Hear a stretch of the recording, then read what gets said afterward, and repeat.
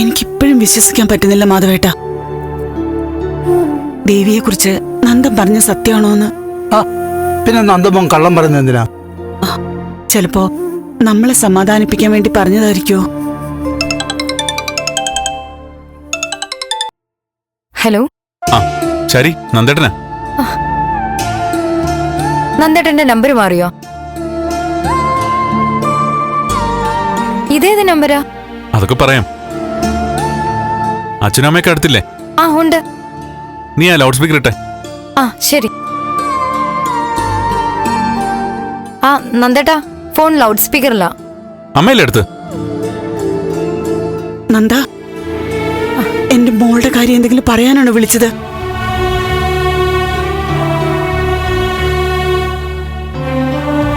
അവൾ എവിടെയുണ്ട്? എന്തെങ്കിലും സൂചന ഉണ്ടോ?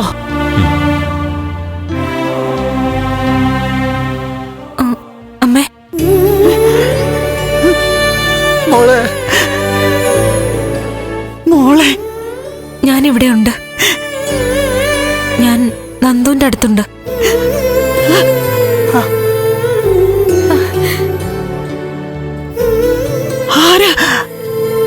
ആരെയും സംസാരിക്കുന്നത്? എന്റെ മോള് തന്നെയാണോ? അതെ അമ്മേ, ഞാൻ ദേവികയാ.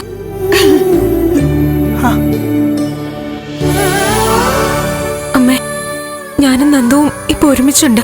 മോളെ, ഞങ്ങള് കൊറേ ദൂരെയാ. എനിക്ക് ഒരു കുഴപ്പമില്ല. ഞാൻ സന്തോഷായിട്ടിരിക്കുക. അമ്മ ഒട്ടും വിഷമിക്കണ്ട, ഞങ്ങൾ ഉടനെ എത്തും.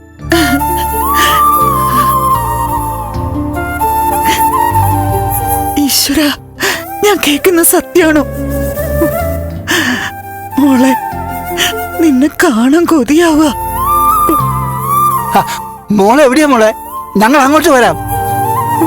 അച്ഛാ, ചേച്ചി ഇതെവിടെയാ ഉള്ളത്? ആരുടെ വീട്ടിലാ? ശരി, ഞാൻ സേഫായിട്ടൊരു സ്ഥലത്താ.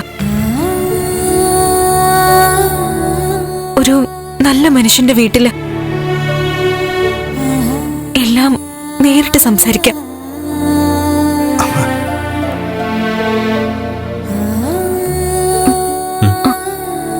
അമ്മേ, ഒരു സെക്കൻഡ്.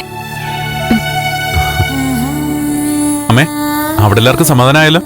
മോനെ, നീ ഞങ്ങളുടെ മോളെ കണ്ടുപിടിച്ച് അവളുടെ ശബ്ദം കേൾപ്പിച്ചല്ലോ. നിന്നോട് ഞങ്ങൾക്കുള്ള കടപ്പാട് തീരാത്തതാ.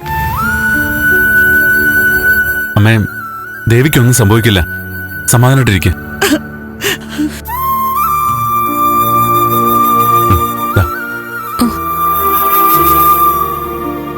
അമ്മേ, ഇനി 2-3 ദിവസത്തിനുള്ളിൽ വീണ്ടും വിളിക്കാം.